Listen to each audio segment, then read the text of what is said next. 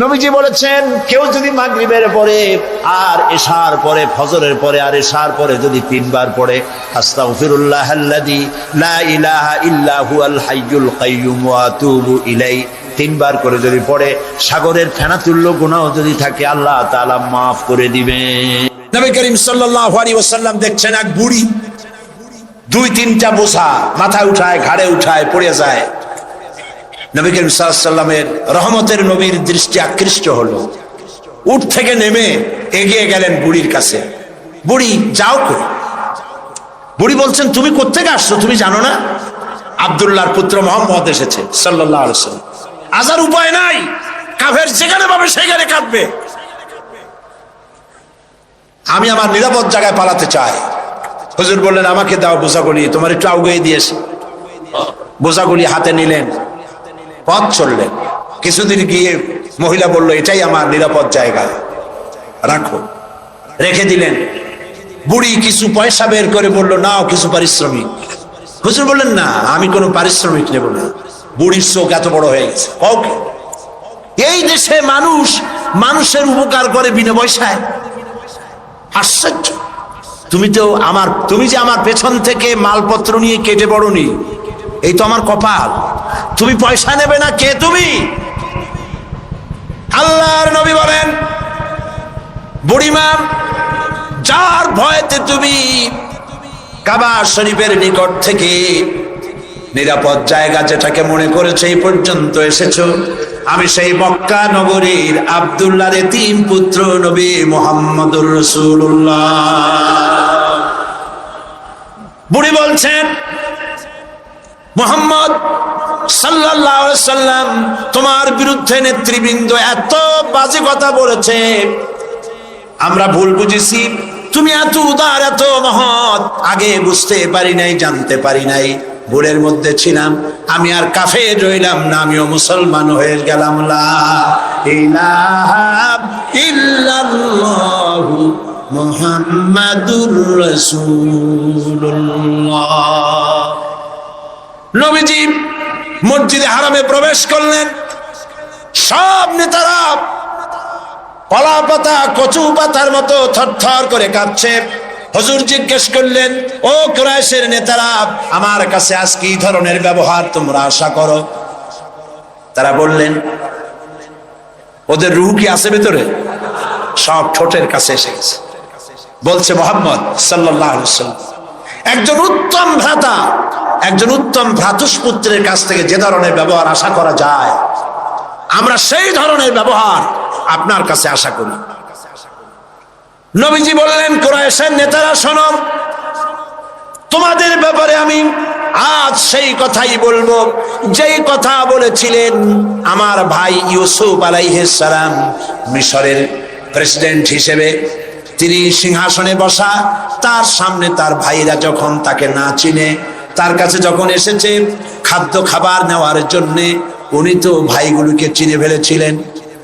তিনি ওই 11 ভাই যারা তাকে কুয়ায় ফেলেছিল, ওই 11 ভাইয়ের ব্যাপারে আমার ভাই ইউসুফ আলাইহিস সালাম যে কথা বলেছিলেন, তোমাদের ব্যাপারেও আমি আজকে সেই একই কথা বলবো। লা তাসরিবা আলাইকুমুল ইয়াউম, আজ তোমাদের বিরুদ্ধে আমার কোনো অভিযোগ নাই, তোমাদের বিরুদ্ধে আমার কোনো বিদ্বেষ নাই, তোমাদের বিরুদ্ধে আমার কোনো প্রতিহিংসা নাই। সবাইকে মাফ করে দিলাম। আবু সুফিয়ানকে মাফ করে দিলাম। আবু সুফিয়ানের বাড়ি যারা আশ্রয় নেবে তাদেরকেও নিরাপত্তা দিলাম। সুবহানাল্লাহ। রাহমাতুল লিল আলামিন কাকে বলে? জনাবে মুহাম্মদ রাসূলুল্লাহ সাল্লাল্লাহু আলাইহি ওয়াসাল্লাম মক্কা দখল করলেন। তিনি যে যতগুলি যুদ্ধ করেছেন, কোন যুদ্ধই অফেন্সিভ ছিল না, সবগুলি ছিল ডিফেন্সিভ। যুদ্ধগুলো কি ছিল? আত্মরক্ষামূলক যুদ্ধ ছিল। তিনি আক্রমণ করেন নাই, আক্রান্ত হয়ে জবাব দিয়েছেন। তরবারি দিয়ে ইসলাম প্রচার হয় নাই, তরবারি দিয়ে ইসলাম প্রচার হয় না। ইসলাম প্রচার হয়েছে উদারতার ভালোবাসা দিয়ে। সেজন্য বলতেছিলাম, নবী করিম সাল্লাল্লাহু আলাইহি সাল্লামের যত যুদ্ধ হয়েছে, কোন যুদ্ধ আক্রমণকারী তিনি ছিলেন না, আক্রান্ত হয়ে জবাব দিয়েছেন। এবং সমস্ত যুদ্ধে মুসলমান ছিল কম, কাফের ছিল বেশি। জয়যুদ্ধ হয়েছে কারা? বলেন না কারা? মুসলমানেরা। আল্লাহ মুসলমানদেরকে বিজয় দান করেছেন সর্বত্র, বদরে, ওহদে, সব জায়গায়। আবারও করবেন ইনশাআল্লাহ। ফেজায়ে বদরে পয়দা কুন ফেরেশতে তেরি নুসরত কো উতার सकते गर्दू से कतर अंदर कतर अभी। বদরের মুসলমানদের মতো ঈমান যদি তোমাদের তৈরি হয়, আজও আকাশ থেকে কাতারে কাতারে ফেরেশতা আল্লাহ রাব্বুল আলামিন তোমাদের জন্য নাজিল করে দিতে পারে। বদরের মাঠে মুসলমান 313 আর কাফের তো অগণিত। সেইখানে একজন মুসলমান দাঁড়িয়ে বলছিল, ইয়া রাসূলুল্লাহ, আমার কোনো অস্ত্র নাই, ইসলামের প্রথম জিহাদ, আমি কি নিয়ে যাব? একটা অস্ত্র দেন। হুজুর বললেন, আমার কাছে কোনো হাতিয়ার নাই। সাহাবী বললেন, হুজুর যা পারেন আপনার হাত দিয়া উঠাই আমার হাতে দেন। রাসূলুল্লাহ একটা শুকনা খেজুরের ডাল পাইলেন, শুকনা খেজুরের ডালটা তুলে নিজ হাতে সাহাবীর হাতে দিলেন। সাহাবী বলেন, রাসূলের দেওয়া শুকনা ডাল নিয়ে হাজার কাফেরদের ভিড়ের মধ্যে ঝাঁপিয়ে পড়লাম। রাসূলের দেওয়া শুকনা খেজুরের ডাল দিয়ে যখন আঘাত করলাম, ধারালো তরবারি দিয়ে আঘাত করলেন, যেমন অবস্থা হয় শুকনা ডালের আঘাতে কাফেরদের কল্লা কেটে পড়ে গেল মাটির উপরে। কোনো বুঝতে পারে নাই।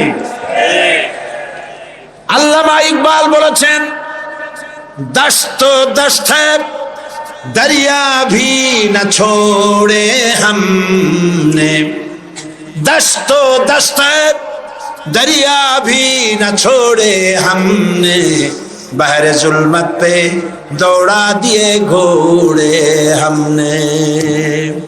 প্রান্তর তো প্রান্তর শ্রাবণের উত্তাল তরঙ্গমালার উপর দিয়ে টাইগ্রিসের বুক ছাপায়া অশ্ববাহিনী সাথে করে নিয়ে আমরা দরিয়া পাড়ি দিয়ে দরিয়ার উপরে আফ্রিকার ভূখণ্ডে গিয়ে ইসলামের পতাকা উড্ডীন করেছি। সেই মুসলমান আমরা।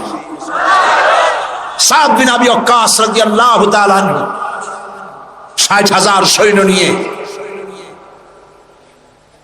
পারস্যের বহরস নগর অবরোধ করে দরিয়া পাড়ি দিয়ে পার যাবে। বললেন সাহাবীরা, সামনে দরিয়া পারাপারের জন্য কোনো ব্যবস্থা নাই, কি করতে চাও? ইসলাম দরিয়ার এপারে থাকবে না ওপারেও নিবা? সাহাবীরা বললেন, আপনি যেভাবে নির্দেশ করবেন সেনাপতি, আমরা তাই করব। তিনি বললেন, প্রস্তুত হও, অশ্ববাহিনী, উষ্ট্রারোহী, তীরন্দাজ, তরবারিওয়ালা, যে যে অবস্থা আছো আমার সাথে দরিয়া ঝাঁপায় পড়ো। অন্ধকার রাত, দরিয়ায় উত্তল ঢেউ চলছে। এই ঢেউয়ের মধ্য দিয়ে অশ্বারোহী, উষ্ট্রারোহী 60,000 সৈন্যের নেতৃত্ব দিচ্ছেন সাদ বিন আবি ওয়াক্কাস। বললেন, পড়ো আমার সাথে, নাস্তাঈনু বিল্লাহি ওয়া নাতাওয়াক্কালু আলাইহি, হাসবুনাল্লাহু নি'মাল ওয়াকিল, নি'মাল মাওলা ওয়া নি'মান নাসীর। ঐতিহাসিকরা লিখছেন, 60,000 সৈন্য নিয়ে এই দরিয়া পাড়ি দিয়ে নদীর ওপারে চলে যাওয়ার পর তিনি জিজ্ঞেস করলেন, সবাই তোমরা এসেছো কিনা? রাতের আধারে সবাই বললেন, সবাই খোঁজ খবর নিয়ে গুনে দেখলেন একটা ঘোড়াও হারায় নাই, একটা উটও ডুবে যায় নাই, একজন মানুষ হারায় যায় নাই, একজন মানুষের হাতের তরবারিও দরিয়ার ঢেউ ছিটকায়া নেয় নাই।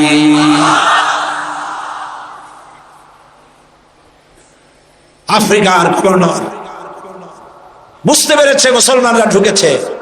সে তার সেনাপতিকে বলল, এই মুসলমানগুলির জায়গা করে দাও জঙ্গলের কাছে। জঙ্গলের ভিতরে যে সমস্ত হিংস্র প্রাণী আছে ওরাই খাইয়া শেষ করে দেবে, রাতের বেলায় যুদ্ধ করা লাগবে না, তাদেরকে ওখানে থাকতে দেওয়া হলো। হযরত সাদ বললেন, একটা মঞ্চ বানাও সাহাবীরা। একটা মস্ত মঞ্চ বানানো হলো। ইতিহাস শুনুন মুসলমান, আপনার জীবনের গৌরব উজ্জ্বল ইতিহাস মুসলমানরা ভুলে গেছে, যুবকরা ভুলে গেছে। আজকের যুবকরা চিন্তা করেছে তারা সূর্য সেনের উত্তরসূরি। আজকের যুবকরা মনে করছে তারা রবীন্দ্রনাথের উত্তরসূরি। ও মুসলমান, সূর্য সেনের উত্তরসূরি তোমরা নও, তোমরা শহীদ তীতমণির উত্তরসূরি, শাহজালালের উত্তরসূরি, খান জাহানের উত্তরসূরি, খালিদ বিন ওয়ালিদের উত্তরসূরি। মঞ্চের উপরে উঠে দাঁড়ালেন, মঞ্চ নির্মিত হয়ে গেল। হযরতে সাদ মঞ্চের উপরে দাঁড়িয়ে জঙ্গলের দিকে তাকিয়ে বললেন,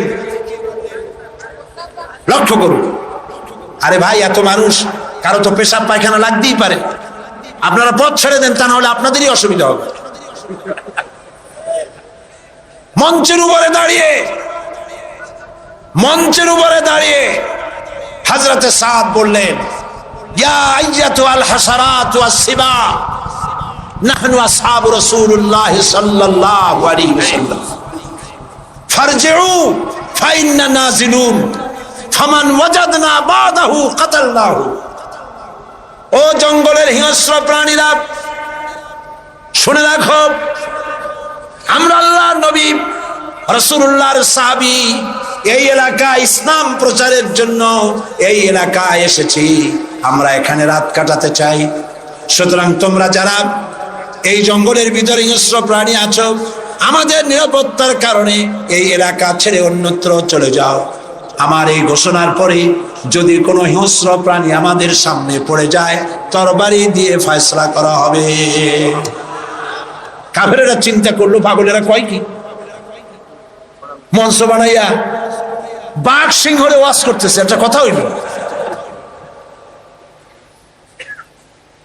কাফেরেরা দেখলো হযরতে সাদের বক্তৃতার পরে মানুষের চক্ষু বিস্ফারিত করে জঙ্গলের ভিতর থেকে সিংহের লাইনে সিংহ, বাঘের লাইনে বাঘ, সাপের লাইনে সাপ, যার যার আন্ডা বাচ্চা মুখে নিয়ে লাইন করে জায়গা ত্যাগ করে চলে গেল।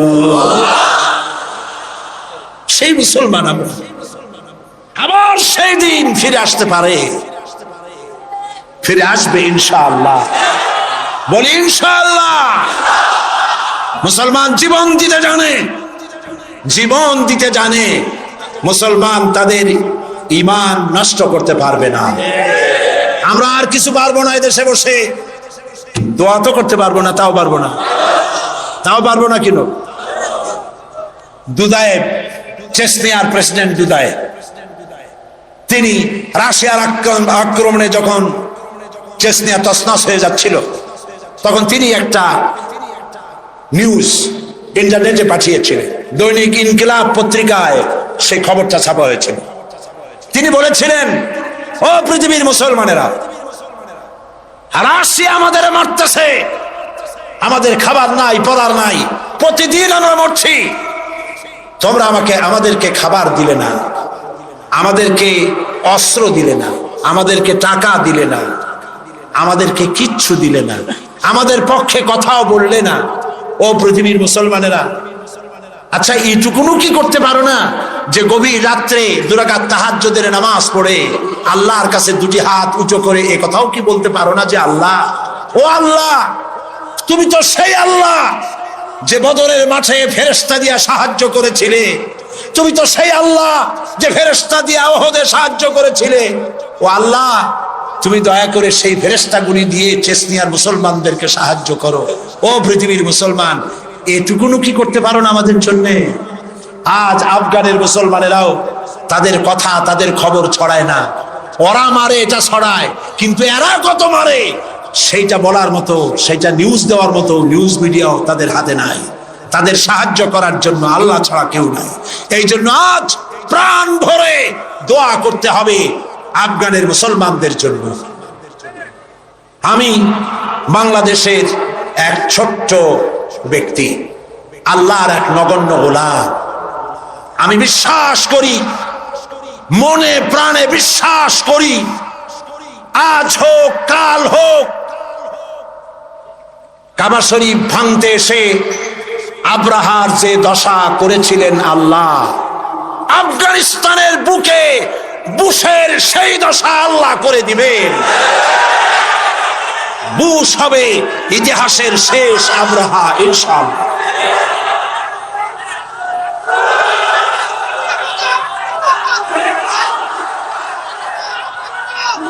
সেজন্য আজ আমরা আমেরিকার ইঙ্গো মার্কিন যে হামলা মুসলমানদের উপরে হচ্ছে, আল্লাহর সাহায্য কামনা করব দোয়ার মাধ্যমে। যত মানুষ দাঁড়িয়ে আছেন রাস্তায়, যত মানুষ দাঁড়িয়ে আছেন আশেপাশে, সব দোয়ার জন্য বসে পড়বেন। মোনাজাত হবে, এত বড় মোনাজাত জীবনে আরেকটা পাবো কোন নিশ্চয়তা আছে? যে যেখানে দাঁড়াইছে বসা মানুষেরা বসায় দেন। এত বড় মোনাজাত যার কপালে নাই সে তো কপাল মোড়া। যে যেখানে দাঁড়িয়েছে বসায় দেন, আর জোরে সোরে জিকির করেন সাল্লাল্লাহু আলাইহি ওয়াসাল্লাম। তার সম্পর্কে সূরা আন-নাহলের মধ্যে আল্লাহ পাক বলেছেন, নবুয়ত রিসালাত সম্পর্কে আল্লাহ পাক কথাটা এভাবে বলেছেন, وعلى الله قصد السبيل ومنها جائر ولو شاء لهداكم أجمعين। আর সোজা রাস্তা বলে দেওয়ার দায়িত্ব আমার, যেখানে রয়েছে অসংখ্য বাঁকা পথ, আর আমি ইচ্ছে করলে গোটা পৃথিবীর সমস্ত মানব মণ্ডলীকে হেদায়েত করে দিতে পারতাম। সোজা রাস্তা বলে দেওয়ার দায়িত্ব আমার। সেই সোজা রাস্তা বলে দেওয়ার দায়িত্ব আল্লাহ নিজে গ্রহণ করে নবীদের পাঠিয়েছেন। এজন্য পৃথিবীর সর্বশ্রেষ্ঠ মানুষ হলেন আল্লাহর নবীরা। বলুন তো সর্বশ্রেষ্ঠ মানুষ কারা? যাদের কোনো ভুল নাই, ত্রুটি নাই। আজ লক্ষ লক্ষ জনতা সার্কিট হাউস ময়দানে পকেটের পয়সা খরচ করে এখানে এসেছেন, ঠিক কিনা বলুন? বাস ভাড়া, ট্রাক ভাড়া দেওয়া হয়েছে, রিক্সা ভাড়া দেওয়া হয়েছে, মাহফিলের পরে খেতে দেওয়া হবে শিবির, এমন কোনো কথা বলেছে? নিজের পয়সা খরচ করে জানতে এসেছি এমন একটি মানুষকে যিনি আমাদের বাংলাদেশী নন। মুহাম্মদ সাল্লাল্লাহু আলাইহি ওয়াসাল্লাম বাংলাদেশী? তিনি, তার গায়ের রং আমাদের রঙের মতো, তিনি আমাদের ভাষায় কথা বলতেন, তিনি আমাদের রক্ত সম্পর্কীয় আত্মীয়দের মধ্যে কেউ? তাহলে রক্ত সম্পর্কীয় আত্মীয়দের মধ্যে কেউ নন, আমার দেশের মানুষও নন, আমার রঙেরও নন, আমার ভাষারও নন। অথচ এই ব্যক্তির জন্য লাখো লাখো জনতা ঢল নেমেছে সার্কিট হাউস ময়দানে। এই ঢল নেমেছে কি সাইদিকে দেখার জন্য? নিশ্চয়ই নয়। আজকের ঢল নেমেছে বিশ্ব নবী মুহাম্মদ রাসূলুল্লাহ সাল্লাল্লাহু আলাইহি ওয়াসাল্লামকে জানার জন্য। কেন এই আগ্রহ? আচ্ছা, এই আগ্রহ কি শুধুমাত্র খুলনার মানুষের? না, গোটা বিশ্বের সমস্ত মানুষের মুহাম্মদ সাল্লাল্লাহু আলাইহি ওয়াসাল্লামের প্রতি আগ্রহ। কারণ দুনিয়ায় যত নেতা এসেছেন, সমস্ত নেতা কথা বলেছেন, সংগ্রাম করেছেন নিজের দেশের জন্য, সংগ্রাম করেছেন, লড়াই করেছেন, জেল খেটেছেন, কষ্ট করেছেন, বক্তব্য রেখেছেন নিজের দলের জন্য, দেশের জন্য, নিজের ভাষার জন্য, নিজের আঞ্চলিক এলাকার জন্য, ঠিক কিনা বলেন?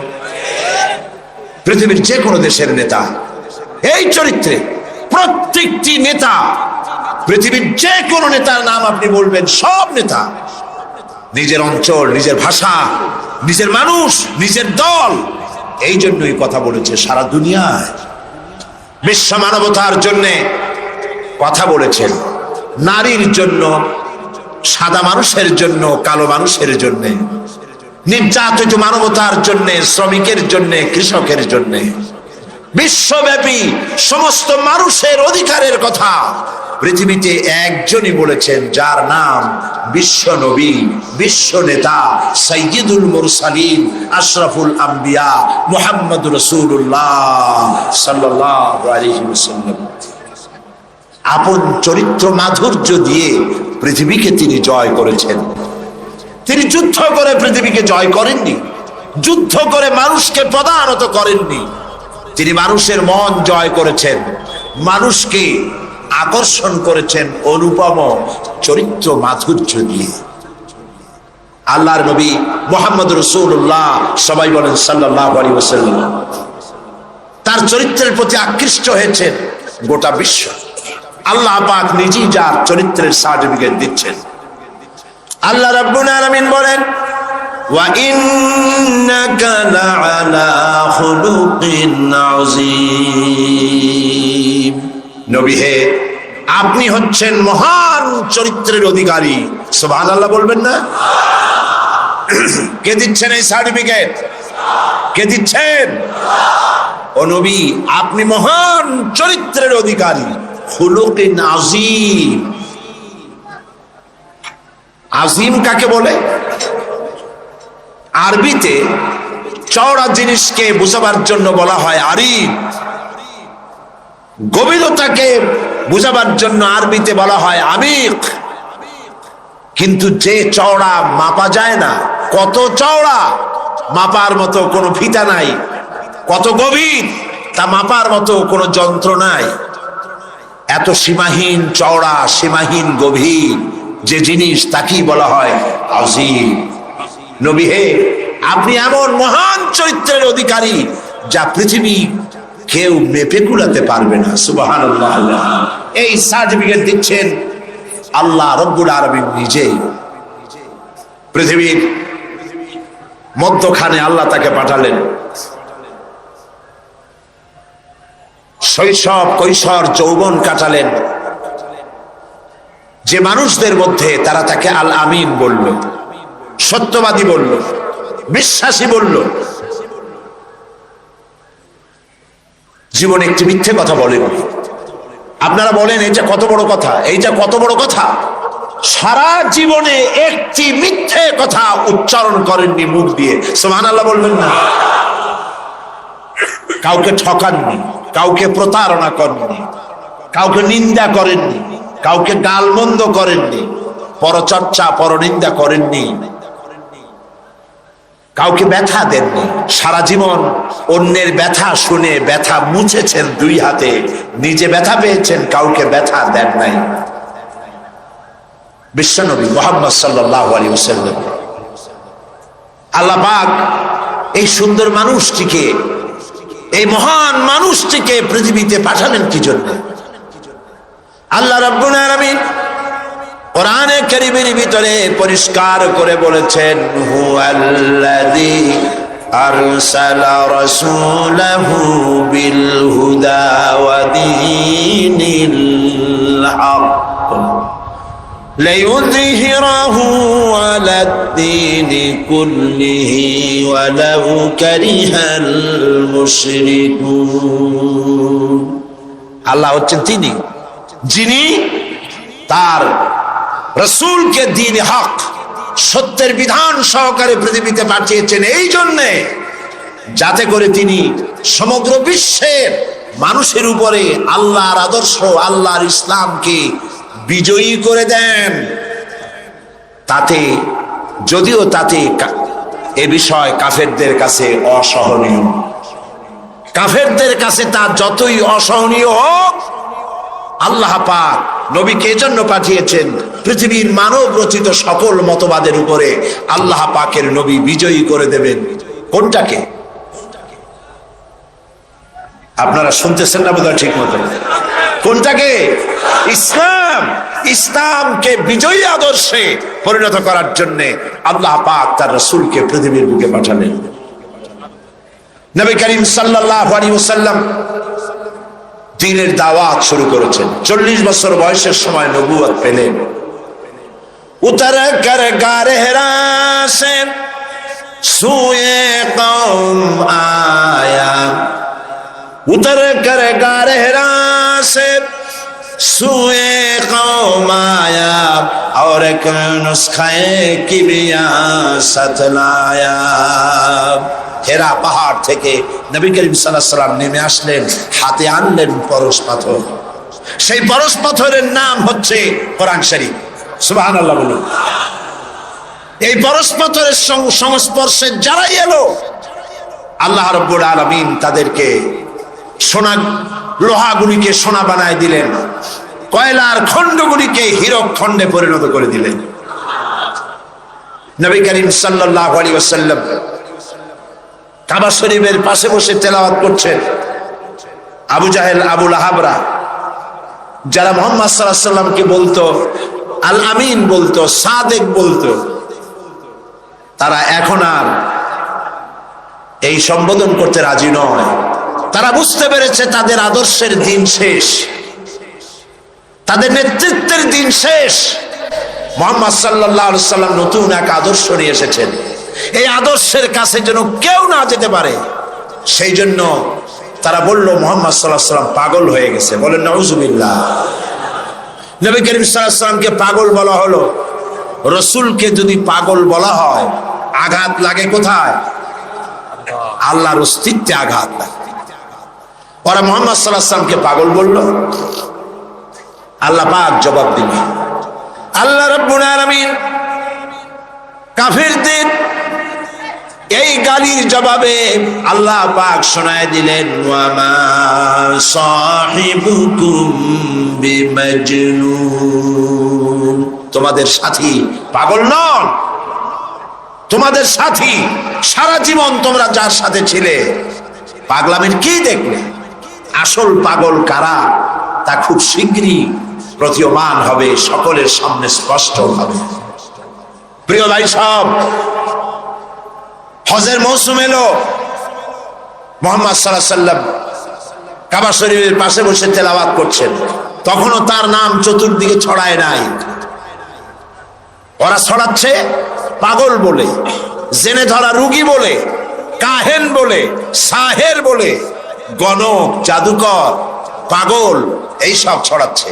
আর আল্লাহ পাক বলছেন, ওয়ারাফানা লাকা যিকরাক, ওয়ারাফানা লাকা যিকরাক, ও নবী আপনার প্রশংসার দিগন্তকে বিশ্বব্যাপী উন্মোচিত করে দেব আমি আল্লাহ রাব্বুল আলামিন। দেখেন আল্লাহর হিকমত। নবীর নাম, তখন তো রেডিও নাই, ওই যুগটা চিন্তা করেন। রেডিও নাই, টেলিভিশন নাই, পত্রপত্রিকা নাই, ক্যাসেট নাই, ভিসিডি নাই, সিডি নাই, ভিডিও নাই। এক জায়গার খবর আর এক জায়গায় পৌঁছতে বহুদিন লেগে যায়। আল্লাহর কুদরত দেখুন প্রচারের। হজের মৌসুমে সিরিয়া থেকে, ওমান থেকে, ইয়েমেন থেকে, বাহরাইন থেকে, কুয়েত থেকে, চতুর্দিক থেকে লোকেরা এসেছে হজের মৌসুমে। মুহাম্মদ সাল্লাল্লাহু আলাইহি ওয়াসাল্লাম তেলাওয়াত করছেন কাবার পাশে বসে। আবু জাহেল তাবুতে গিয়ে বলছে, এই লোকেরা শোনো, আমাদের দেশে একটা জেনে ধরা রুগী, আপ পাগলা টাইপের লোক, নাম তার মোহাম্মদ। বলেন নাউজুবিল্লাহ। ও গালি দিয়ে শোনাচ্ছে, লোকটি পাগল হয়েছে। ওই যে দেখা যায় কি যেন পড়তেছে, তার কাছেও যাবে না, শুনবাও না কি বলে। এরা তো নাম জানতো না, আবু জাহেল নামটা শোনায় দিয়েছে। লোকেরা মনে করলো এরা হলো কুরাইশদের নেতা। পাগলের কাছে যেতে নিষেধ করেছে, কি বলে তা শুনতে নিষেধ করেছে। ঠিক আছে, শুনবো না। কানের মধ্যে 2 আঙ্গুল ঢুকায় দিছে, কিন্তু পাগলটা কেমন তা তো একটু দেখে আসে। এরা পাগল দেখতে গিয়েছে। কাবার পাশে এসে নবীজির চেহারা মোবারকের উপরে যখন নজর পড়েছে, নিজেদের মুখ থেকে বেসাখতা স্বাগতোক্তি নিজেদের মুখ থেকে বেরিয়ে গেল, পাগল কি এত সুন্দর হয়?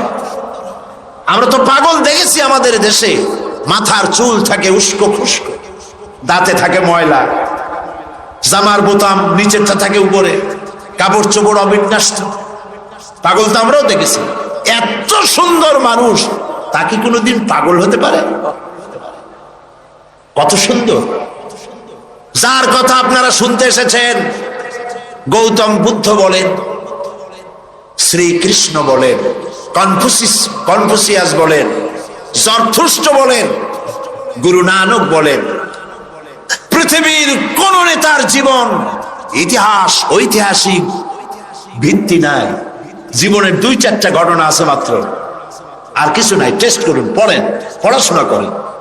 পৃথিবীর যত নেতা আছে সমগ্র জীবনের কাহিনী খুঁজে পাওয়া যাবে না। একমাত্র নবী মুহাম্মদ রাসূলুল্লাহ প্রাণ ভরে পড়েন সাল্লাল্লাহু আলাইহি ওয়াসাল্লাম, যার জন্ম ধাত্রী মাতা। জন্ম কেমনে হলো? ধাত্রী মাতা লালন পালন, শৈশব, কৈশোর, যৌবন, বিবাহ, হিজরত, নবুয়ত, যুদ্ধ বিগ্রহ, কেমনে হাসি দিতেন, কেমনে কথা বলতেন, মাথার চুল, মুখের দাড়ি কয় গাছ পেকেছিল, কত গাছা কাঁচা ছিল, কিভাবে খানা খেতেন, কিভাবে টয়লেটে যেতেন, কিভাবে স্ত্রীর সঙ্গে সম্পর্ক রক্ষা করতেন, কিভাবে বাচ্চাদের সাথে ব্যবহার করতেন, কেমনে রাষ্ট্র চালাতেন, কেমনে যুদ্ধ করতেন, ছোট্ট তুচ্ছ জিনিস থেকে শুরু করে রাষ্ট্র পরিচালনা পর্যন্ত জীবনের সব কথা লিপিবদ্ধ হয়েছে। পৃথিবীতে এমন একজনও নাই, একজনই আছেন জনাবে মুহাম্মদ রাসূলুল্লাহ সাল্লাল্লাহু আলাইহি ওয়াসাল্লাম।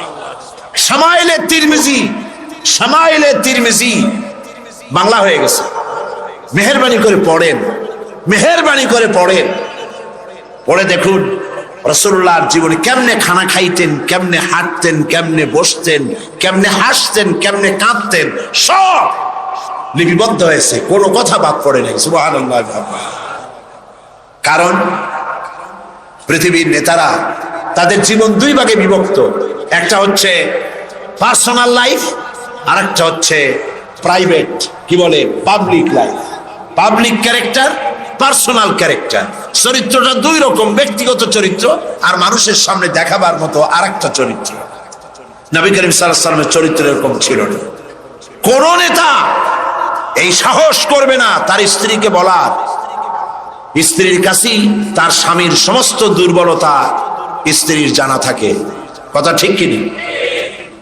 কে সাহস করবে তার ড্রাইভারকে বলবে, তার স্ত্রীকে বলবে, তার বন্ধুদেরকে বলবে? আমার ছাত্র জীবন থেকে শুরু করে এই পরিণত বয়স পর্যন্ত যা যা যেখানে যা করেছি দিনে রাত্রে সব বলে দাও মানুষের কাছে? পারবেন? পারবেন?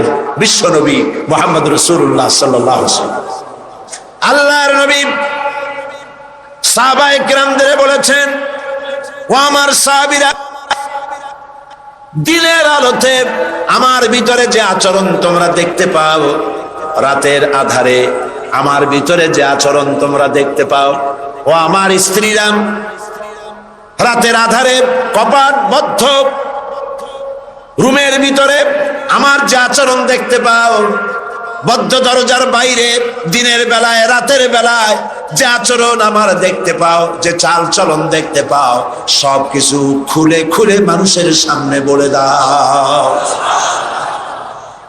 এরকম আসতে কইলেন সুবহানাল্লাহ। এই হলেন বিশ্বনবী, এই হলেন বিশ্বনবী। ফাইনা তাযহাবুন, ও মুসলমানেরা, আসল নেতা থুইয়া কোন নেতার পিছনে দৌড়া? হায় রে কপাল পোড়া মুসলমান, তোমার নেতা আমার নেতা সাতামাতা সাতামাতা এইসব মানুষে কয়। তোমার নেতা আমার নেতা বিশ্বনবী মুস্তাফা সাল্লাল্লাহু আলাইহি ওয়াসাল্লাম। চিল্লায় বলো, তোমার নেতা আমার নেতা কে?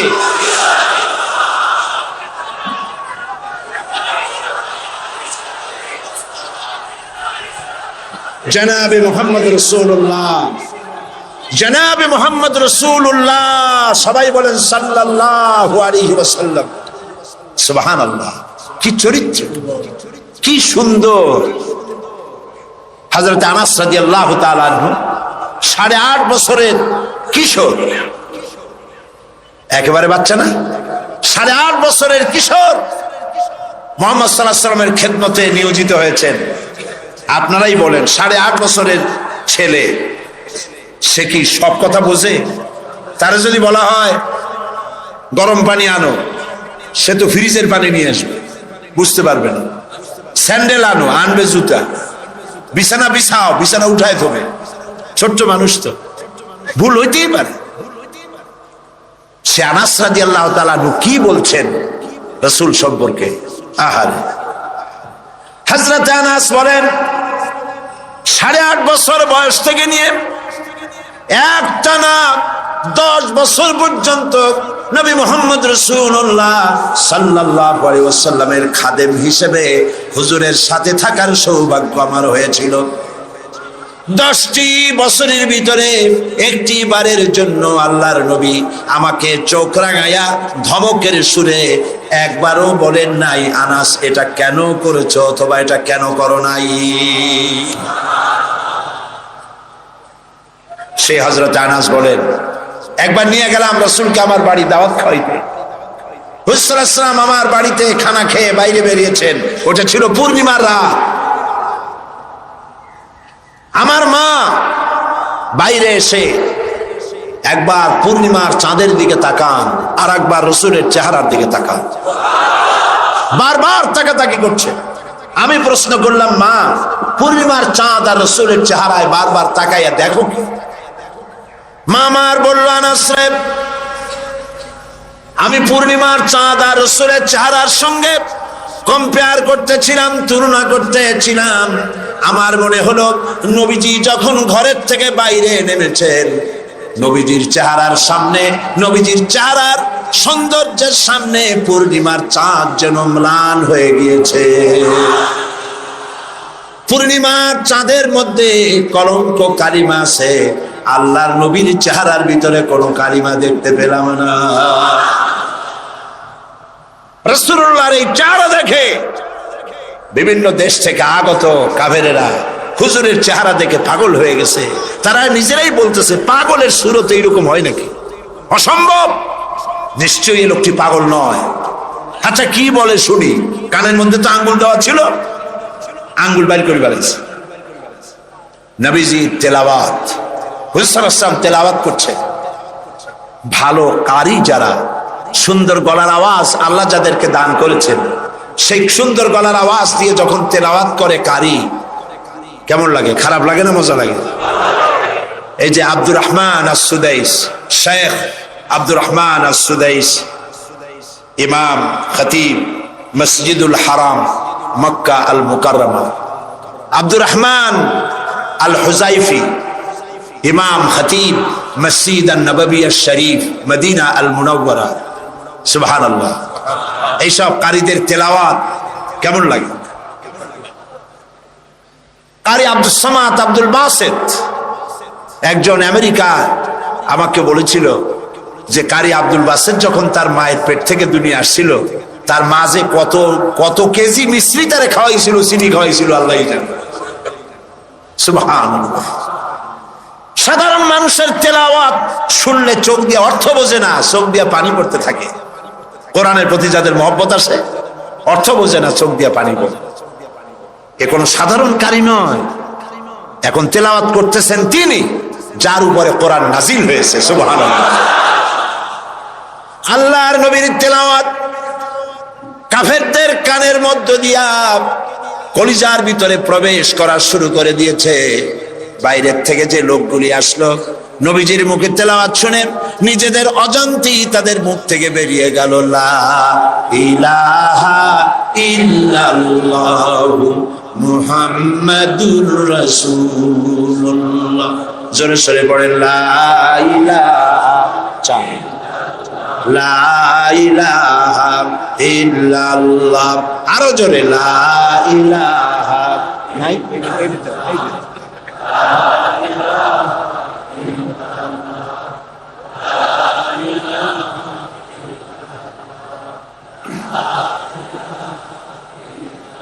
লা ইলাহা ইল্লাল্লাহু মুহাম্মাদুর রাসূলুল্লাহ। নবী করিম সাল্লাল্লাহু আলাইহি ওয়াসাল্লামের অনুপম চরিত্র মাধুর্যের মধ্য দিয়ে ইসলামের দাওয়াত ছড়িয়ে পড়ল সবখানে।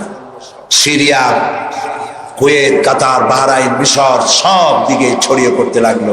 কাফেরেরা বাধার বিন্ধ্যাচল সৃষ্টি করলো।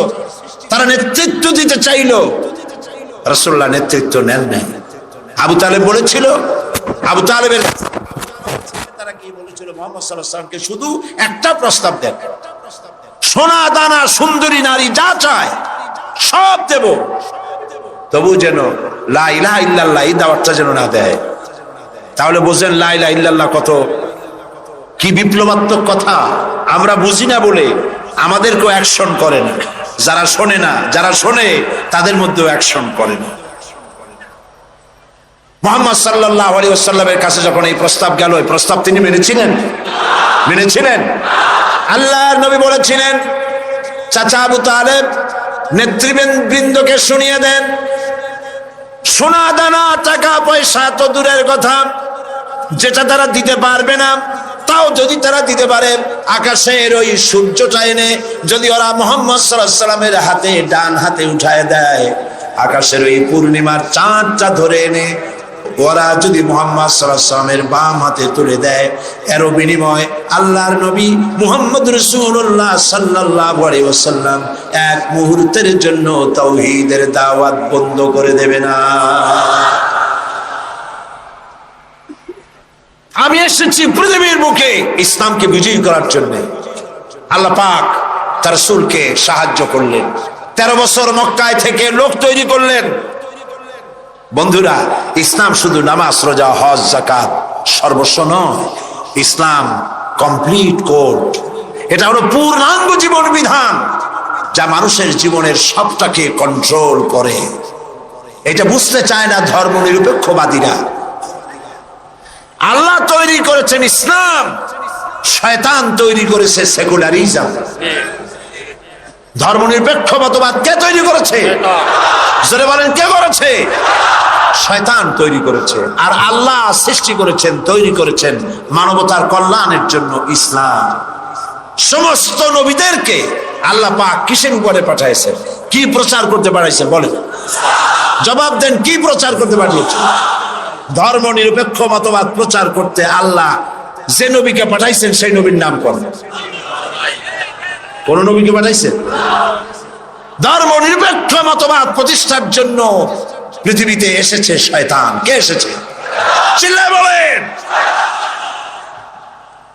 কাজী ওদের কাছে ধর্ম হলো বিপদ, ধর্ম নিরপেক্ষ মতবাদীদের কাছে ধর্ম হলো বিপদ। আর ইসলাম মানবতার কল্যাণ সাধনে পৃথিবীতে ইসলাম এসেছে। তুমি কেন ধর্ম নিরপেক্ষ মতবাদী হবে? তোমাকে ইসলামে আসতে হবে, কারণ ইসলাম আল্লাহর তৈরি করা। 13 বছর বসে লোক তৈরি করলেন নবীজি। কেমন লোক? আবু বকর, ওমর, ওসমান, আলী, আব্দুর রহমান বিন আউফ, আবু উবাইদা ইবনুল জাররাহ, খাব্বাব, খুবাইব, আম্মার রিদওয়ানুল্লাহি তাআলা আলাইহিম আজমাইন। এই সব সাহাবী সব তৈরি হয়ে গেল। এই পথে, ইসলাম প্রতিষ্ঠার পথে বাধা দিল বৃদ্ধরা, আর সহযোগিতা করলো যুবকেরা। তাও সুবহানাল্লাহ কইতে ইচ্ছা করে না। দেখেন নবীজি কি বলছেন। আল্লাহ নবী বলছেন, উসিকুম বিশ-শাবাবি খায়রা ফাইন্নাহুম আরাক্কু আফইদা লাকাদ বাসানি আল্লাহু বিল হানিফিয়্যাতি সামহা ফাহালাফানি আশ-শাবাব ওয়া খালাফানি আশ-শায়ুখ। ক্বালা নবী সাল্লাল্লাহু আলাইহি ওয়াসাল্লাম। আল্লাহর নবী বলেন, আমি তোমাদেরকে নসিহত করছি, যুবকদের ব্যাপারে তোমরা কল্যাণকামী হবে, কারণ আল্লাহ রাব্বুল আলামিন উদারতা সহকারে এই পৃথিবীতে দ্বীন প্রতিষ্ঠার জন্য আমাকে পাঠিয়েছেন। এ ব্যাপারে আমাকে সাহায্য করেছে যুবকেরা, আর বিরোধিতা করেছে বুড়োরা। যুবক এরাই আমাকে সাহায্য করেছে। দেখেন বিরোধিতা যারা করলো তাদের বয়স কত? আবু জাহাল, আবু লাহাব, উতবা, সাইবা, মুগিরা, গোষ্ঠী সুদ্ধা সব 40-এর উপরে। এদের বয়স 40-এর উপরে। আর যারা নবীকে সহযোগিতা করলেন, আবু বকর, ওমর, ওসমান, আলী, আব্দুর রহমান বিন আউফ, জুবাইর ইবনুল আওয়াম রিদওয়ানুল্লাহি তাআলা আলাইহিম আজমাইন, সব 37, 26, 17, 8.5 এইরকম করছে। হযরত আলী যখন ইসলাম কবুল করেন বয়স ছিল 8.5 বছর মাত্র। সুবহানাল্লাহ কইতে ইচ্ছা করে না। জুবাইর ইবনুল আওয়াম, আব্দুর রহমান বিন আউফ মাত্র 17 বছরের যুবক। ওমর রাদিয়াল্লাহু তাআলা আনহু মাত্র 26 বছরের টগবগে ভরা যুবক। যুবকরা সাহায্য করেছে, বুড়োরা বিরোধিতা করেছে। তাই বলে আজকে যে সমস্ত বৃদ্ধরা এখানে আছেন তারা মন খারাপ করবেন। আমরাও কিন্তু ওই কালটা কাটায় আসছি, যৌবন কালটা, ঠিক না? আমি তো আপনাদের দলে, আমরা ওই কালটা কাটিয়ে এসেছি। তবে সেই কালটা যদি আল্লাহর দ্বীনের কাজে লেগে থাকে সেটাই হলো কিসমতের কথা। সুবহানাল্লাহ। এই সৌভাগ্য ইসলামী ছাত্র শিবিরের। আলহামদুলিল্লাহ বলি, আলহামদুলিল্লাহ বলি। বন্ধুগণ, নবী করিম সাল্লাল্লাহু আলাইহি ওয়াসাল্লাম দ্বীন প্রতিষ্ঠার লক্ষ্যে 13 বছর পূর্ণ হয়ে গেল, মদিনায় লোক তৈরি হয়ে গেল, মক্কায় লোক তৈরি হয়ে গেল, এবার রাষ্ট্র ক্ষমতা হাতে নেওয়ার পালা। আজকের এই বিশাল জনসমুদ্রে ধর্মনিরপেক্ষ মতবাদী আদর্শে যদি কোনো বিশ্বাসী ব্যক্তি থাকেন, আমি আমার ওই ভাইকে বলবো, লক্ষ্য করে শোনেন, হিজরতের বেলায় রাসূলুল্লাহকে আল্লাহ কি শিখাচ্ছে? যারা ধর্ম আর রাজনীতি আলাদা মনে করেন, ধর্মনিরপেক্ষতার আদর্শে বিশ্বাসী হওয়ার কারণে তারা কান খুলে শুনুন, রাসূলুল্লাহকে হিজরতের সময় আল্লাহ কি দোয়া শিখালেন। আল্লাহ রাব্বুল আলামিন নবীজিকে শিখালেন হিজরতে, নবীজিকে শিখানো হলো রব্বি আদখিলনি মুদখালা সিদকিন ওয়া আখরিজনি মুখরাজা সিদকিন ওয়াজআলনি মিন লাদুনকা সুলতানান নাসীরা। আয় আমার রব, আমাকে সত্যের সাথে প্রবেশ করাও, সত্যের সাথে আমাকে বের করো, আর সুলতানে নাসির আমার হাতে দাও।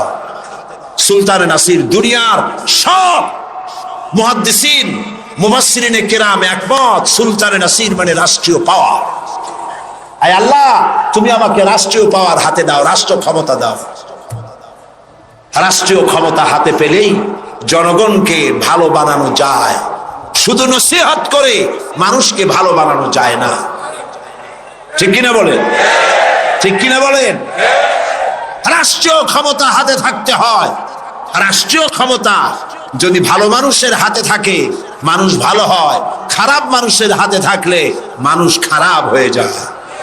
কারণ উপরের পানি নিচে নামে, নিচের পানি কখন উপরে যায় না। রাষ্ট্রের হুকুম মতোই তো দেশ চলে। এই রাষ্ট্রীয় ক্ষমতায় যারা থাকে তারা যদি সন্ত্রাসী না হয়, জনগণ সন্ত্রাসী হইতে পারে না। রাষ্ট্রীয় ক্ষমতায় যারা থাকে তারা যদি দুর্নীতিবাজ না হয়, তাহলে জনগণও দুর্নীতিবাজ হইতে পারে না। রাষ্ট্রীয় ক্ষমতায় ভালো মানুষ যদি যায় তাহলে দেশ ভালোভাবে চলতে পারে। ঠিক কিনা?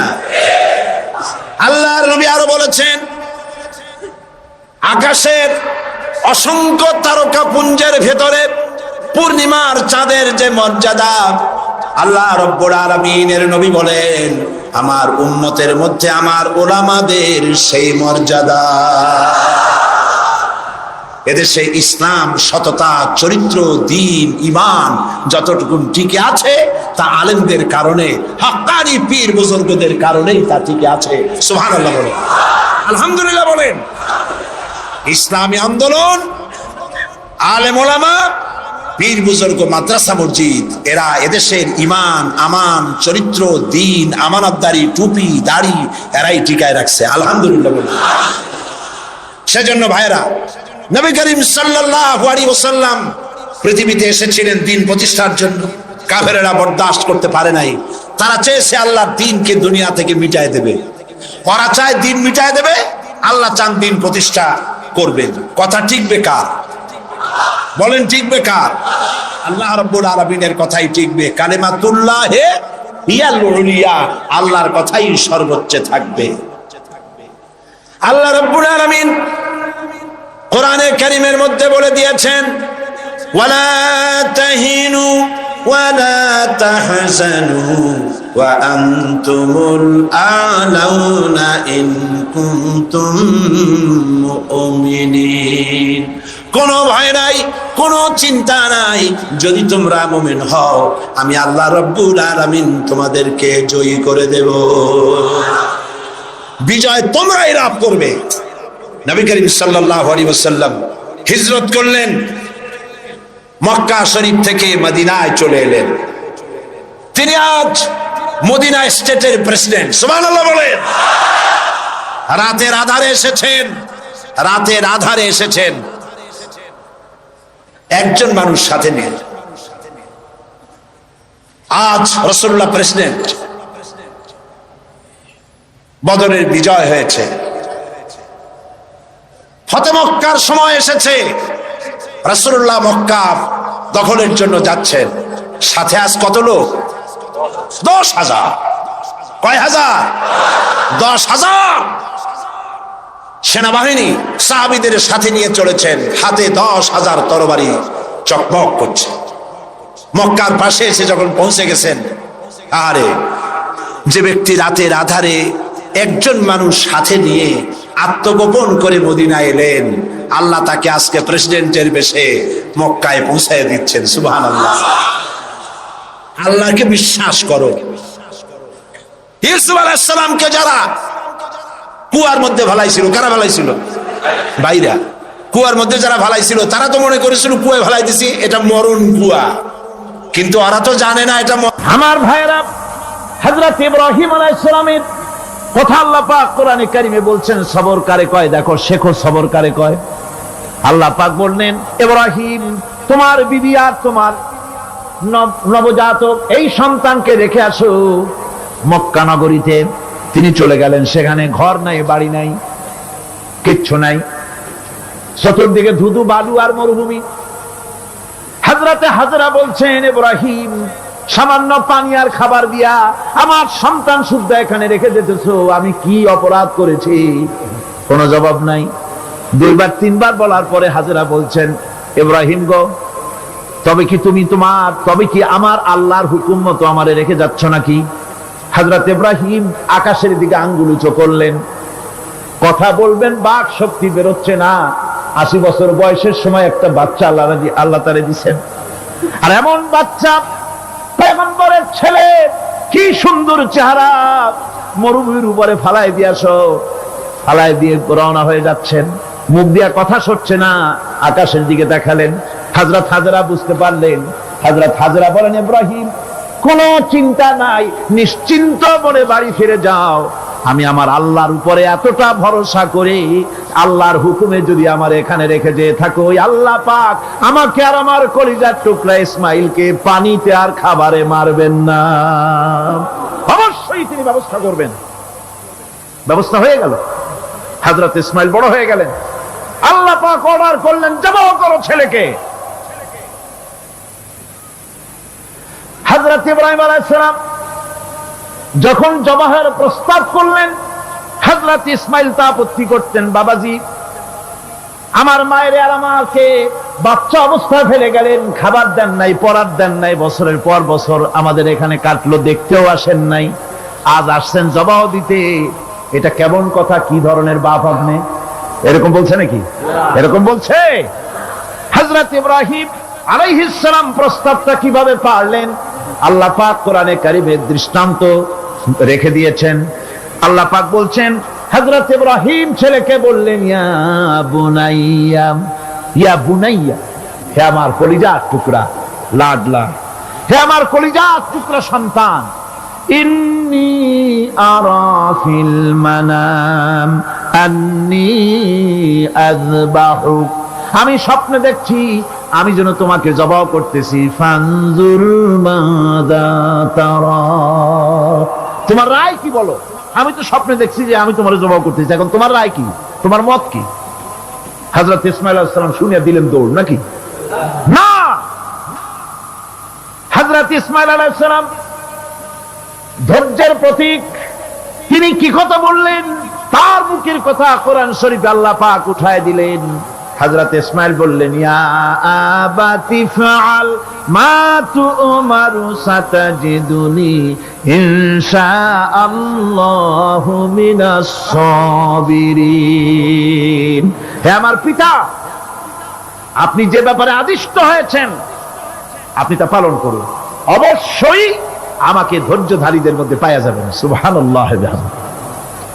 এক বর্ণনায় এসেছে, হযরত ইসমাঈল বললেন, আব্বাজান আমি ধৈর্যধারীদের ভিতরে আমারে পাবেন, তবে জবাহ করার আগে আমার হাত পাটা একটু বেঁধে নেন, কারণ জবাহের যন্ত্রণায় আপনার গায়ে যদি আমার হাত পাও লেগে যায় তো বেয়াদবি হয়ে যেতে পারে, আর আমি মরে আমার জবাহ হয়ে যাওয়ার পর আমার রক্ত মাখা জামাটা নিয়া আমার মা হাজেরারে দিবেন, কারণ তাকে মা বলবার মতো আর তো কেউ নাই।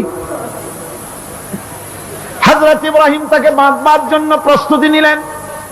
হযরত ইসমাঈল বলছেন, আব্বাজান বাঁধবেন না, বাঁধার প্রয়োজন নাই। বলে, কেন? একবার বাঁধতে বললে আবার তুমি নিষেধ করছো কেন? ছেলে বলছেন, আব্বাজান বাঁধবো না এই জন্যে, হয়তো কিয়ামতেই প্রশ্ন উঠতে পারে যে আল্লাহর হুকুমে রাজি ছিল না বলে হাত পা বান্ধা জবাহ করছে। আমি এই সুযোগ দিব না, আপনি জবাহ করেন, আমি এতটুকু নড়াচড়া করব না। ধৈর্যের চরম প্রতীক হযরতে ইসমাঈল আলাইহিস সালাম দেখাই দিয়েছেন ধৈর্য কারে কয়। মহান আল্লাহ রাব্বুল আলামিনের নির্দেশে ইব্রাহিম আলাইহিস সালাম তার সন্তান ও স্ত্রীকে দূর আরবে রেখে আসেন। এখন আমরা শুনব সেই মহান আত্মত্যাগের কাহিনী। বলছেন বিশ্ববরেণ্য মুফাসসিরে কোরআন আল্লামা দেলাওয়ার হোসেন সাঈদী। শুনতে এখানে ভালো যেতেছে, বাড়ি নাই, ঘর নাই, আমি কোথায় থাকবো, কোথায় আশ্রয় নেব, কে আমার খাইতে দেবে? তুমি আমার উপর রাগ করছো, কেন ফেলে যাচ্ছ? জবাব নেই। আবার বললেন কেন ফেলে যাচ্ছ? ইব্রাহিমের তো বুক ফেটে যাচ্ছে, বলতে পারতেছেন না, বুক ফেটে যাচ্ছে, সন্তান স্ত্রী এভাবে ফেলে যাচ্ছে, মুখটা মলিন। হযরত হাজরার হুঁশ এলো। হযরত হাজরা বুঝলেন ইব্রাহিম সাধারণ মানুষ নন, তিনি আল্লাহর নবী, আর নবীরা আল্লাহর হুকুম ছাড়া কাজ করেন না। প্রশ্ন করলেন, ইব্রাহিম তুমি যে আমার এখানে রেখে যাচ্ছ, এটা কি আল্লাহর হুকুম? হযরত ইব্রাহিম বলছেন অবশ্যই, অবশ্যই। আর কিছু বলতে পারলেন না, উপরে আঙ্গুল পোছা করলেন, আমার আল্লাহর হুকুমটাই তোমার রেখে গেলাম। হযরতে হাজরা বলেন, ইব্রাহিম মনে কোনো কষ্ট নিও না, কোনো চিন্তা করো না, তুমি নিরাপদে নিশ্চিন্তে বাড়ি চলে যাও, আমিও কোনো চিন্তা করব না। কারণ আল্লাহর হুকুমে যখন তুমি এখানে রেখে যেতেছ, আমি আমার আল্লাহর উপর এত বিশ্বাস করি যে আমার রব্বুল আলামিন তিনি যখন আমাকে মরুভূমিতে আমার বাচ্চা সুদ্ধা ফেলাই দিতে বলেছেন, আমার আল্লাহ এমন মেহেরবান যে আমার এই কলিজার টুকরা সন্তান আর আমারে না খাওয়াই আল্লাহ মারবে না।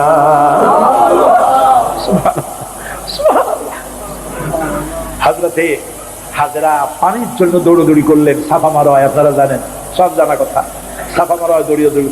এই যে পানির জন্য হাজরা দৌড়াইলেন, আল্লাহর কাছে খুব নাপছন্দ হয়েছে নাকি? এমন পছন্দ হইল আল্লাহর কাছে, কিয়ামত পর্যন্ত তার এই বান্দির আমল, এই দৌড় আল্লাহর কাছে এমন পছন্দ হয়ে গেল, কিয়ামত পর্যন্ত সমস্ত হাজীদের জন্য আল্লাহ ওয়াজিব করে দিলেন, দৌড়াও, আমার হাজরা যেমন দৌড়াইছে সেই রকম দৌড়াও। সুবহানাল্লাহ। ইসমাইল না খেয়ে মরছে, পানির অভাবে মরছে। হযরতে জিবরাইলকে আল্লাহ পাঠাই দিলেন, আমার ইসমাইলের পায়ের গুতা যেখানে লাগতেছে তুমি গিয়ে সেখানে পায়ে আঘাত করো। হযরতে জিবরাইল পায়ের আঘাত করলেন, সেখান থেকে পানি ছিটকে বেরিয়ে চলে আসলো। জমজম, থাম থাম। হযরতে হাজরা এসে দেখেন পানি চিকচিক করতেছে চতুর্দিকে, পানি থামানো যায় না, চতুর্দিকে পাথর দিয়ে বেড়া দিতে, তাও খাবে না। তারপরে তিনি বলছেন জাম জাম, মানে থাম থাম। পানি থেমে গেল, কিন্তু পানির উৎস থামলো না। সেই পানি পৃথিবীর কোটি কোটি মানুষ আজ পান করে, লক্ষ লক্ষ মানুষ এই পানি দিয়ে গোসল করে, উযু করে।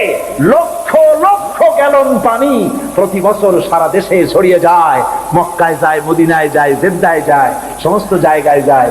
দরিয়া ফুরায় যাওয়ার কথা, কিন্তু কুয়া ফুরায় না। সুবহানাল্লাহ। আল্লাহর কুদরত কাকে বলে? এগুলো কি কপাল পোড়াদের কিসমতে হবে? কপাল পোড়াদের কিসমতে হবে? আল্লাহ পাক ইমানদার মুমিনদের জন্য এই সমস্ত নিয়ামত রেখে দিয়েছেন। আল্লাহ পাক বলেছেন ফিহা আয়াতুন বায়্যিনাত, অসংখ্য নিদর্শন। এই কাবা আর এই কাবা কেন্দ্রিক আমার অনেক নিদর্শন আছে, তাকায় দেখো কত নিদর্শন। আজ পৃথিবীর কোন শহর নাই নিরাপত্তার শহর যেখানে জীবনের নিরাপত্তা পাওয়া যাবে। আল্লাহ পাক বলেছেন ওমান দাখালাহু কানা আমিনান, যেই ঢুকবে মক্কায় আর মদিনায় সেই নিরাপত্তা লাভ করবে। সুবহানাল্লাহ, সুবহানাল্লাহ বলবেন না? সুবহানাল্লাহ বলবেন না? আমার বন্ধুগণ, এরই বলে সারেন্ডার করা। আল্লাহ রাব্বুল আলামিন বললেন আসলিম, সারেন্ডার করো। হযরত ইব্রাহিম আলাইহিস সালাম বললেন আসলামতু লিরাব্বিল আলামিন, সারেন্ডার হয়ে গেলাম। সারেন্ডার হয়ে এক পরীক্ষা পাস করলেন, আরো এক পরীক্ষায় দুটা পাস করছেন তিনি। সুবহানাল্লাহ। এবার 3 নম্বরের পরীক্ষা, 3 নম্বর। ছেলে এবার বড় হয়েছে, নাদুস নুদুস চেহারা, সুন্দর। সুবহানাল্লাহ। নাদুস নুদুস চেহারা, জ্ঞান হয়েছে।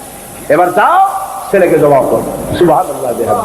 একটার পর একটা মারাত্মক অগ্নি পরীক্ষা, ছেলের জবাব করো।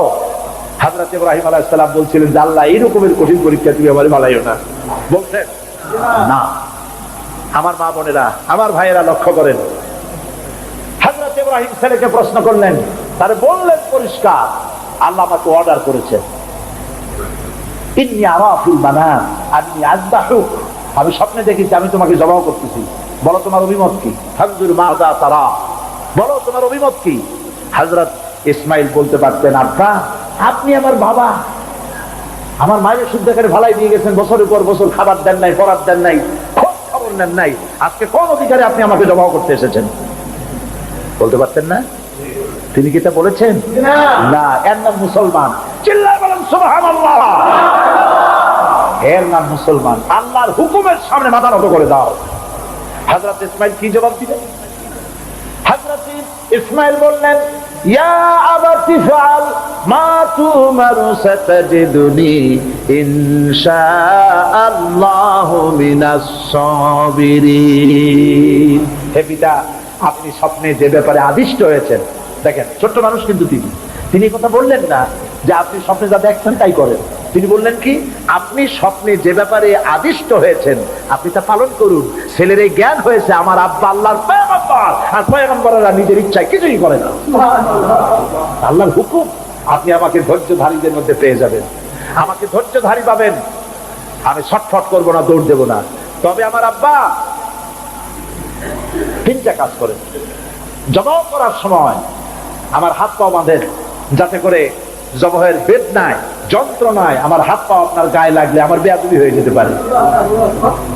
হাত পা বাঁধেন। 2 নম্বরে আপনার চোখ তো বাঁধবেন ভালো করে, যাতে করে আমার গর্দান দেখলে এখানে ছুরি চালাইতে আপনার কষ্ট হইতে পারে, হাতটা শিথিল হয়ে যেতে পারে। বাপের কাছে ছেলের গর্দান বড় প্রিয়। বাপ তার ছেলেকে কাছে রেখে তার গর্দানের উপরে চুমা খায়, তার কপালে চুমা খায়। আপনার চোখটা বান্ধি নিয়েন, তাহলে কষ্ট কম হবে। আর 3 নম্বরে আর একটা দাবি আছে। 3 নম্বরে আর একটা দাবি হলো, আমার মা হাজেরা জনম দুঃখিনী মা, আমার কোন সন্তান তার নাই, মা বলে ডাকবার মতো।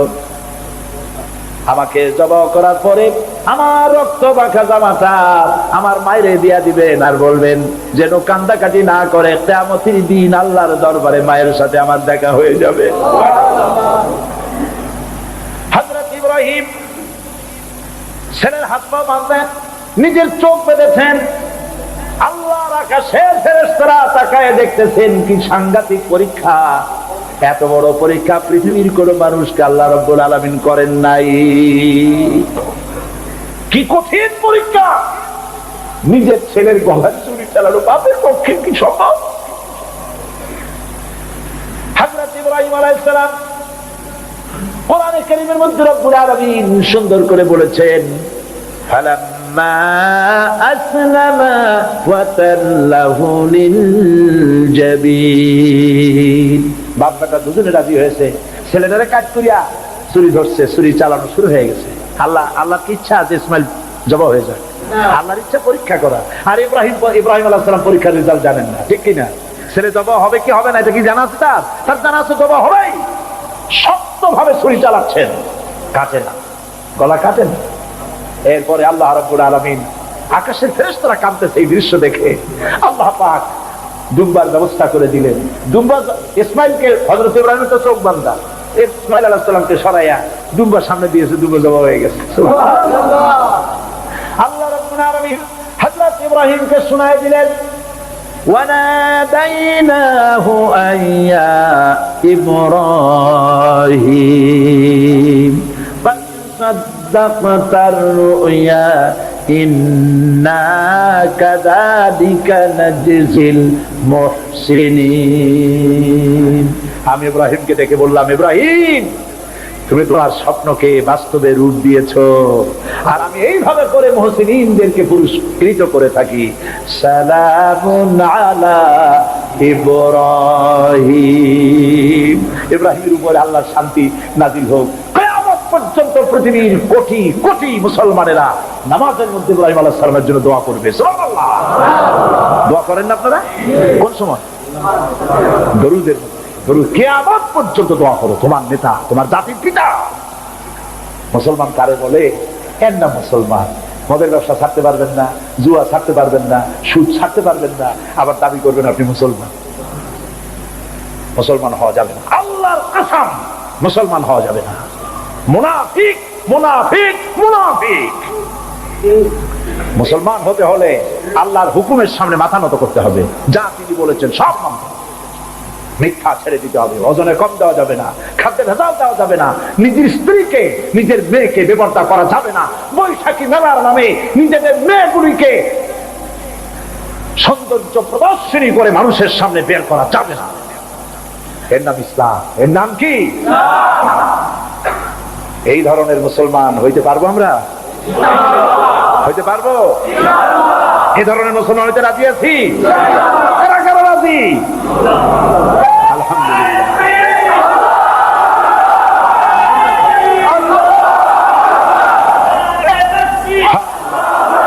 বলি আলহামদুলিল্লাহ, জোরে বলেন আলহামদুলিল্লাহ। এইরকম মুসলমান হতে হবে যে আমার চেহারা করতে হবে আল্লাহ যেভাবে হুকুম করেছেন, রাসূল যেভাবে করেছেন। আমার পা থেকে শুরু করে মাথা, জামা কাপড়, ওঠা বসা, চলা ফেরা সব করতে হবে আল্লাহ যেভাবে বলেছেন, রাসূল যেভাবে করেছেন। আল্লাহ রাব্বুল আলামিন বলেন, ইয়া আইয়ুহাল্লাযীনা আমানু দুখুলু ফিস-সিলমি কাফা ওয়া লা তাত্তাবিউ খুতুওয়াত